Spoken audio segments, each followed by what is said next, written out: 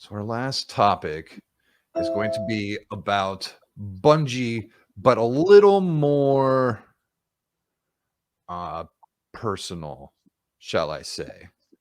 So it has Dun come dun out dun. recently, and this isn't that recently, but someone just wrote this article for IGN the other Yeah. day. Another gaming studio with toxic things going on and all of that stuff. Mhm. But what I wanted to talk about today, and there's a reason for this, is I wanted to talk about crunch. And so Whew. Okay. one reason, well, there's several reasons I want to talk about this, but Avery and I know each other from having worked together at a software company. Hmm. And we were both testers at this company. He went on to do other things, and I stayed in testing, but did other things as well. Mhm. So we were both software testers. Now, before Avery worked at this particular place where we met, he was a video game tester. Yay. So I want to actually talk to him about that. I've never tested video games. I came close once. I dodged a bullet because I got another job offer at the same time. Good job. So I want the one thing I want to talk about is crunch, and then Okay. but I want to start off with your personal experience with video game testing, and I've got a few questions about that, and we'll move into the crunch stuff, and we'll talk about software development lifecycle. It's going to be really exciting, guys. So, like, the one thing I wanted to say about this particular article is, so the crunch was so bad, they're saying that they work 60, 70, 80, or even 100 hours a week. I've worked a 60, 70 hour week in software, not video games. They suck. They benefited me in the long run, Right. but I was in a really great situation. Right. So, but they also they claim that there was someone, where was it? That there was someone who was so sick. There was a developer who was so sick that they were having to, I don't know if they were dictating to like a voice to speech thing, but like they were so sick they couldn't type, so they talked out the code. So I don't know if they were having someone else type it or if they were doing voice to speech, but let me tell you, they're probably doing C, and that stuff's ugly as hell. Very. And Yeah. like, even if it was voice to speech, you have to spend all the time explaining to that what to do. Right. Or if you're telling somebody, who the hell else during crunch time is typing this out for you? You know what I mean? Exactly. Like, so like, Yeah. this sounds a little fishy to me. I can believe it, but also like, you don't have sick time. Like, this was a personal choice too. Like, Yeah. these Yeah. are huge companies. They all have sick time, and it. Yeah. I don't know where Bungie is based. Is Bungie in Washington? I want to say, yeah, I want to say Washington. So I'm I sure want they've to. got laws where you have to have so many PTO hours or whatever. Anyways, Right. that's all besides the point. What I want to do is I want to talk to Avery about his experience in game testing. So, who did you work for? All right. So when I first started off, or got into game testing, I started with a company called Digital Dream Forge. This was like a third-party testing facility, basically just a bunch of grunts. We would pick up different projects from different companies. These companies including Disney, Atari, a couple from, we actually had a few from EA and from other little small companies like D3 Publisher and stuff like that. Once I got my hands kind of tied into that, I jumped over and got into THQ back when it was really big. And we had a company out here in Arizona, we had a building out here in Arizona. So I worked with them for a minute. And then, with THQ, I kind of jumped around a little bit, worked with Activision, and then based off with my networking with Disney, I was able to work with their gaming studio, Playdom. So I kind of been jumping around for the game testing scene for a minute before I jumped into what I'm doing now as far as like UI UX. But it's been a very interesting journey for sure. So, how long were you a game tester for then? So about 4 years. It's about 4 years. So I started just right after or like almost my last year in college. So I was what, 21, and then was doing that all the way until 24, 25 before I jumped into meeting you, Mr. Chris. Okay. Okay. Yeah. Um, so then you were about the same. You were in software. Actually, you were in video games longer than you were in software testing. Yeah, I was. Yeah. Mhm. Any? Did you work on any games that anyone might have heard of? Let me see. I don't, am I allowed to? Because Well, I mean, I guess I can. I know there's a lot of people who have done video game testing and they were like strictly mobile games, and Yeah. most people haven't heard of So most of those. right. So like, I would say my biggest claim to fame was I actually worked on Call of Duty Modern Warfare 3. Okay. So with Activision, I did work on that. That was really fun. Um, you know, of course, with a big company like Activision, I was pretty much just a sea of grunts. There was hundreds of us, so the fact that I was even involved, it was kind of just a small little smitch in the whole big scheme of things. But my other claim to fame, as far as you know, being like a lead tester, was when I was working with the company under Digital Dream Forge called D3 Publisher, and they released mostly like the Ben 10 games, you know, stuff like Mhm. that. They released like a Ben 10 racing game, and I was like the lead developer for, or not, sorry, lead tester for Right, that. right. Um, and then also with Atari, you know, they did a lot of like the drunk Dungeons and Dragons type of scenarios, like D&D. Mhm. So I did D&D Daggerdale. I was the lead tester for that. That was really fun. Um, and then I did a lot of mobile.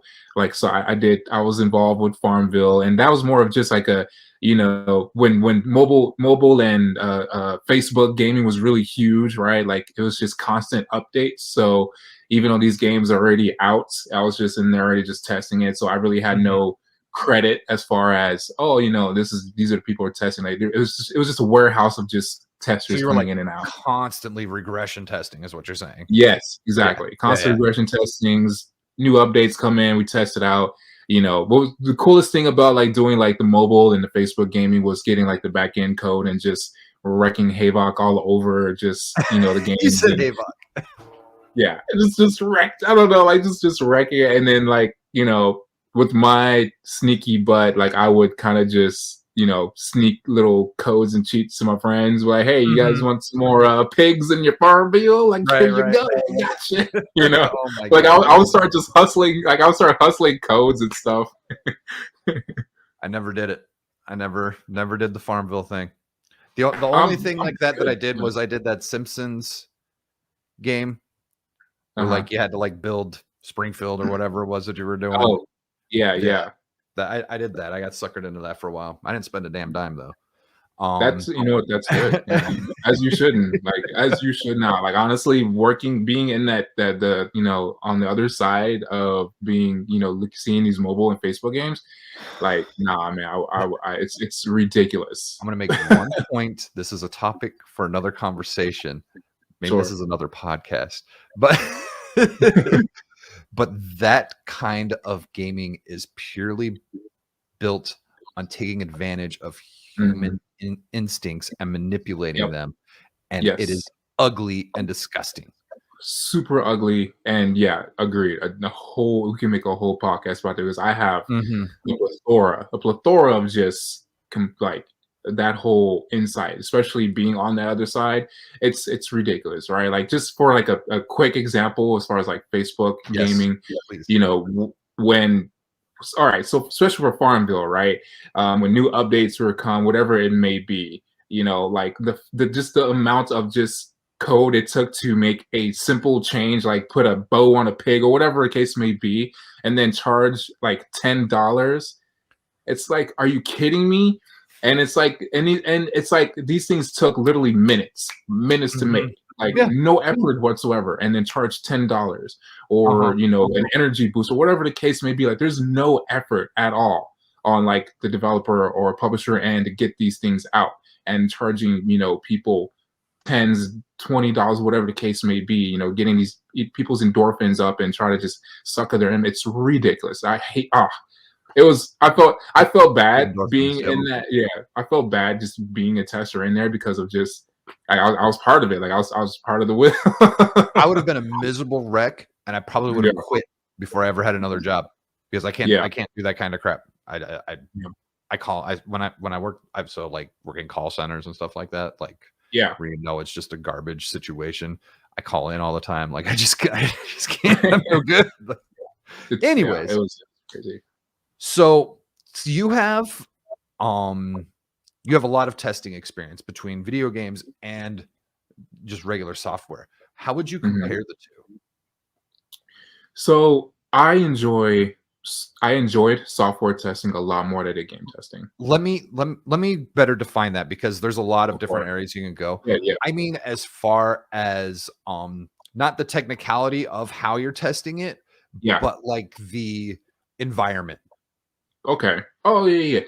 So one thing I will say about being in the game testing, being in a gaming industry, when it's not crunch time, which that's huge We'll get key. there. We'll get there. Hold on. Yeah, yeah, huge key. But when it's not crunch time, when it's just a regular environment, it's fun, right? It's super fun. Like when I was in the THQ office, it was amazing. It was Nerf gun wars. It was we're all on bean bags. We're Grandma's having boy. it's 100. Honestly, it is 100% grandma's boy. Like I'm It's glad to funny remind because you. like people. When I told people I was a game tester, like, oh, so it's like grandma's boy. I'm like, no, it's not. And then I'm like, yeah, it is. It really is. Well, like we fool around most of the time. We wait until the developers give us the next piece of code, and we just go into town. And when we're finished, we have Dance Dance Revolution battles. We eat pizza. We have Nerf guns. We talk back to other nerds who are nerdier than us, even though we're big ass nerds ourselves. Like it was a whole cool environment. It was a lot of fun. It honestly felt like a high school for nerds. Like it really did. Okay. Everyone was just a kid. Playing games. It was great. So now what about the actual like the workload? Mhm. Like you know what I mean? Like not the Mhm. kind of testing, but like what I want to get to is the Yeah. discrepancy in pay. Right. Yeah. So I got so take me there. Yeah. Yeah. I'll just say this. When I was a software tester, I was definitely had a comfortable life versus Mhm. being a game tester. Yeah, the pay as a game tester was shit. Just complete and total garbage. I think I got yeah for a good example. So when I started my first game testing gig at Digital Dream Forge, I got paid maybe $1 more than what the minimum was, right? Mm. And even then, I wasn't working like the full 40 hours yet. Like it was just whatever, like very sparse hours. So I wasn't really getting much money. But what's crazy is when those hours started picking up, especially that 40-hour span, I wasn't getting overtime yet. The amount of work we had to do and the amount of grinding we had to do did not equal the pay, like at all. It was so bad. Well, Like and you were kind of doing the same stuff as you would for software testing. Like you're building yeah, some test cases, your test yeah, plans, you're doing exactly. all this stuff. Like, they're telling you what's coming in and you're getting prepared Right. for it. And you're trying to figure out how are you going to break this? Exactly. Yeah, and that's right. That's the thing. So and I think that's why I was able to pick up software testing so comfortably because there was really no difference, right? Mhm. The software we are using for testing was the same. The planning was the same. The regression, everything was just the same. Mhm. I'm gonna say it was But the probably pay was easier because completely the different. communication was better. Oh yeah, yeah, yeah. And just the pay difference, right? Like Yeah. it's crazy. Like when I got into the company that we worked in together, like the amount of difference in pay, I was like, this is crazy. Like you're I paying me know. this much to do this. Like, okay. Like, yeah. They said that they were paying last week when we covered the Activision laying off the QA staff over in Wisconsin for one of their shops. I think they said they were paying them like $18 an hour. Which is pretty high. compared to when you were doing gaming and you were in Compare, yeah, Arizona. But they're also in true. Wisconsin, which is I think is pretty fair. We might Yeah, be a little more expensive than Wisconsin, right, but right. also like when you were doing game testing, the Arizona minimum wage was probably like $10, maybe even 8, Yeah, not maybe. 12. Yeah, maybe. Yeah, maybe like 8 because I think I got Yeah. paid 9. I got paid like 9.50. Yeah, yeah, $9.50, man. Yeah, that paycheck was not pretty at all for the amount of work I was doing. So you can Yeah. imagine when I started Yeah. doing software testing, crazy. And so like in that article, they pointed out how like they sometimes 80 or 100-hour weeks. So let's Right, say you're a QA tester and you're not salary on a video testing video games, but right, once you hit that 80 hours, you go into what's considered double time by the federal government. And so they even right. take more money tax wise out of your overtime. So then it Exactly. becomes almost a wash. Right. Like, and so like that's not cool. No, I can't imagine anywhere like okay, maybe in the video, but like seriously, do you know how hard it is to put 100 hours into it's super, into super 5 hard. days? Yeah, Like that's you have to not it's super sleep. hard. Pretty So much. Yeah. I mean, so when I was at THQ, those crunch times, it was close to. I think it was only once when I hit, we hit 100 hours, and I did not leave that office. Like I slept, ate everything in that office for that whole week, and can you then say what it was that you had to work on? I can't. Yeah, only reason because it didn't. It actually didn't get released, which even sucked even more. Yeah, Yeah, yeah. yeah. So, okay, they talk about people being sick from crunch time. Could you think of anything where you saw like maybe somebody well, okay, I could imagine if you put in a 100-hour week, you're probably going to get Mhm. sick. Yeah, But definitely. like like have you seen like I don't know, like people like maybe they like fell asleep and they hit their head or something like Oh, yeah. Many times, multiple times. Matter of fact, so right, one of the things we saw constantly, and just on the tester side, like developer side, was a whole different story. But like on Mhm. the tester side, right, you would see your testers like they would be on it, and like they'll be testing, like they'll be playing, but they're completely asleep. Like their eyes are open and they're doing their thing. But like when you try to talk to them, You you have to know, like listen. they're not responding. You move their hands and face, and they're just literally just like, and then like you finally get their attention, like what? And like, did you not hear me? And they're like, I was asleep. It's like you were not asleep. You were testing. I'm like, I was testing. There's been multiple of those situations. Wow. It's like Okay. your mind just it fries. So that's Like it's like my mind, sleepwalking. It's like yeah, you know, self-imposed sleepwalking. yeah, you lose track of time. It was really Wow. rough. Like for me, the worst that ever happened to me was like I would fall asleep and hit my face on the keyboard. But like, yeah, a lot of other people got it worse. People got sick. You know, especially too in a small area. Like when one person gets sick, that spreads, and then everyone gets sick. But you know, we have this game to finish testing, so no one can really go anywhere. But yeah, it was I don't miss it. Like I don't miss being in the game industry. You I've know, heard nothing but nightmares. it's nothing but nightmares. The projects are horrible, they're horrendous, and then at the end of the day too, like you don't even know if you know these games will be released, especially if they're like Mhm. smaller like release games. You know, THQ had a lot of small projects that they were trying to work on, especially for the Wii.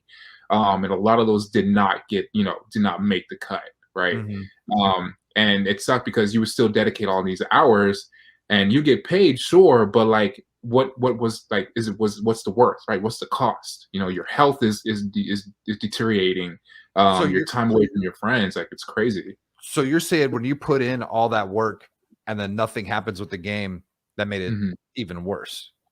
Yeah, I felt like personally it made it worse, right? Okay. Because why did you like why am I here basically, you know, risking my life, right? Wasting my actual life and my time for something that doesn't it's not even gonna ultimately make it onto the cut. Like it's That's insane. a that's a different perspective that you don't really hear about. because Yeah. I bet it happens all the time where the game just doesn't Yeah. go Yeah, or, you're in the or the middle of a feature or project and whatever. yeah, or you're in the middle of a project and, the project owner comes in, it's like, "All right, guys, shut it down," and then you just gotta go. Like, just out of nowhere, right? It's just there's no reason, no explanation, just, turn off your PC, turn off your consoles, whatever the case may be, go home, we're done here. Don't come back until we call you type of scenario. And you're not getting Mhm. paid for that, right? You're not getting paid when you're not working, which is the worst. When there's no projects, you're not getting paid and now you're scrambling, which is why personally I jumped to so many different, companies as far as like doing game testing, to like I had to pay the bills. Mhm. So I have 2 questions left, and Sure. we're going a little over, but that's okay. I don't mind. This is a great conversation. Um, how does crunch happen? Like, kind get a little hairy in the details, but not too Yeah. hairy. No, yeah, sure, sure.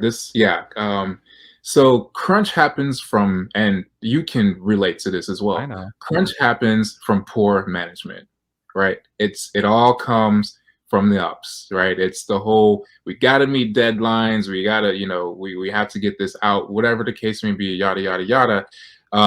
And also resources. Usually a lot of companies, but well, the ones I've worked with, and it's pretty known standard in the gaming industry, as it's being, as obvious that it's starting to bring more to the light. When a game is starting development, the resources are very minimal, right? And not a lot of resources are added to it. You got a very small team working on it. And regardless if, say, developers are like, hey, I need more people here, the company will be like, no, you don't. We need to save money. You're fine. We don't need to hire any developers. So what ends up happening is you have maybe one or two developers, one or two testers, one or two, whatever the case may be, working on a huge game, like say a AAA game, right? And all of a sudden, it's year one is over, because usually it's like a 2-year cycle when making games, like 2 to 3 year cycle. Year one is over. Announcement starts happening saying, hey, we're going to release this game, so and so, whatever, blah, blah, blah. Then management comes down saying, like, hey, how's that game going?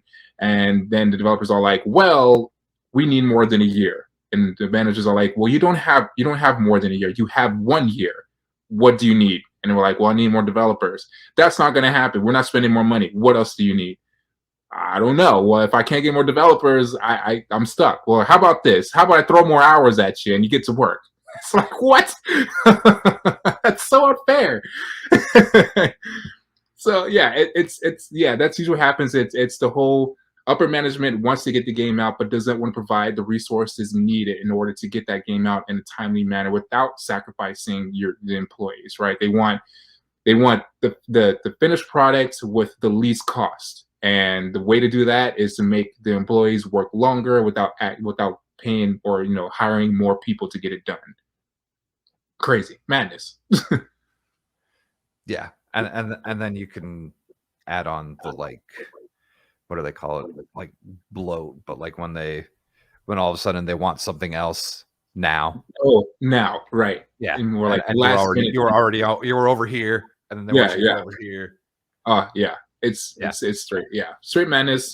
Crunch time's worse. Like I said, I'm super glad I'm not in that dynamic anymore. You know. So, one last question. Okay. Is it possible to avoid? Hmm. I say, all right. Realistically, yes, it is possible to avoid. Will it ever happen? No, and that's because uh, Middle humans are management. greedy. Yes, middle management. Humans are greedy, right? Poor management, yeah, like you're saying, is pretty much the cause, honestly, for any just tech industry. Like, if management is not solid, then the project's going to suffer. There's going to be delays. There's going to be just some sort of headache. And with the game industry, it's a lot of these companies, right, are just all about the money. They're all about the Benjamins, right? So whatever they can cut, whatever they don't have to spend, they will. Mhm. and as you know, and they hire these managers because I had crappy managers when I was in with these companies. They were just straight crappy. Did not know how to manage They don't care. anything. Yeah. Yeah, they don't care. They just wanted to impress, the ups, and it was super upsetting, right? We would complain to the moon, like, "Hey, we need help." And they're like, "Oh, okay, I'll go tell upper," and then you tell upper like everything is great, so we'll get Yeah. that out in Isn't such and such time. isn't that kind of middle management's job is to just blow smoke up everyone's ass? It is, and honestly, On that's the problem. What's above Yeah, them, the ones below them, like, yeah, "Hey." and that is the problem. That is like the ultimate problem, and like these, you just gotta they need to be more serious about. It. Like Mhm, I get it. It's their job on the line, but honestly, yeah, it sucks because now the people under are suffering for that. mhm. Yeah, Um, yeah, I think it's definitely possible. I don't think a big company can do it. So yeah, I've been working for smaller companies than the one that we used to work together at, hmm, like way smaller than that company, right, and so because of what I do, I'll work longer days, yeah, but that's just my thing. But I haven't been under crunch because someone else told me to. You know what I yeah, mean? So it's possible. I just don't think the bigger companies with all the management, red tape, yeah. and It's everything, it's just yeah. not there. Not possible. Yeah, not there, not possible. Yeah, like you're saying, smaller companies definitely more manageable. I can see that going. Bigger companies, nope. And yeah, I'll never, I would never go back to the game industry. I'm no, I'm good. Only under desperate Yeah, conditions. super desperate. We're also like, you Yeah. know what? Hey, here's my resume. I've been here before. Just give me in there. Like here you go. Whatever.